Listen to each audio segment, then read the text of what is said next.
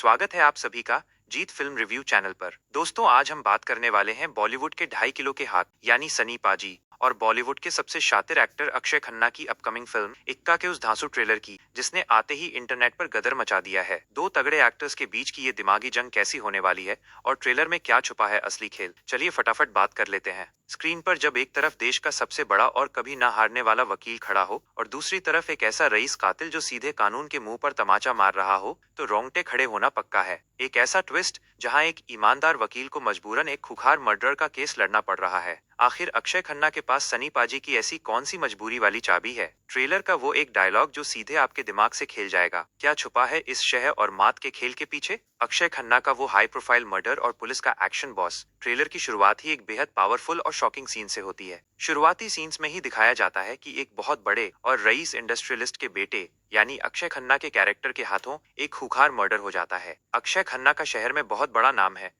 और भारी रसूख है, लेकिन इस मर्डर के बाद पुलिस उन्हें धर दबोचती है और जेल के पीछे डाल देती है। हर कोई मान रहा है कि इस बार ये अमीरजादा कानून के शिकंजे से बच नहीं पाएगा, क्योंकि सबूत बिल्कुल साफ हैं। लेकिन असली कहानी तो यहाँ से पलटी मारती है जब इस केस में एंट्री होती है बॉलीवुड के असली पावर हाउस की। अब कहानी में आते हैं हमारे सनी देओल, जो फिल्म में अर्जुन मेहरा नाम के एक बहुत बड़े और नामी वकील का किरदार निभा रहे हैं। अर्जुन मेहरा कोई ऐसा वैसा वकील नहीं है भाई, वो हमेशा मासूमों और सच्चे लोगों का केस लड़ता है और कई बार तो गरीबों के लिए फ्री में भी अदालत में खड़ा हो जाता है। यही वजह है कि पूरी पब्लिक उन्हें प्यार से इक्का बुलाती है। और भाई, इस इक्का का अदालत में एक ही रिकॉर्ड है, ये जब भी अपनी चाल चलता है तो कभी नहीं हारता। सबको पता है कि इक्का कोई केस नहीं हारा और ना ही कभी हारेगा। ब्लैकमेलिंग का वो गंदा खेल और सनी पाजी की मजबूरी ट्विस्ट तब आता है जब जेल में बंद अक्षय खन्ना का कैरेक्टर सीधे अर्जुन मेहरा यानी सनी पाजी को अपने पास बुलाता है। वो उनसे सीधे कहता है कि भाई, अब तू मेरा केस लड़ेगा और मुझे इस मर्डर के चार्ज से बरी कराएगा। अब यहाँ सबसे बड़ा सवाल ये खड़ा होता है कि सनी पाजी जैसा ईमानदार और कड़क इंसान जो कभी गलत का साथ नहीं देता, वो अचानक एक कातिल का केस लड़ने के लिए तैयार कैसे हो गया? अक्षय खन्ना के पास सनी पाजी का ऐसा कौन सा मजबूरी वाला पॉइंट है जिसके दम पर वो उन्हें फोर्सफुली ब्लैकमेल कर रहा है? सनी पाजी अंदर से बिल्कुल नहीं चाहते, लेकिन फिर भी वो भारी मन से इस केस को हाथ में ले लेते हैं। सिद्धार्थ पी मल्होत्रा की राइटिंग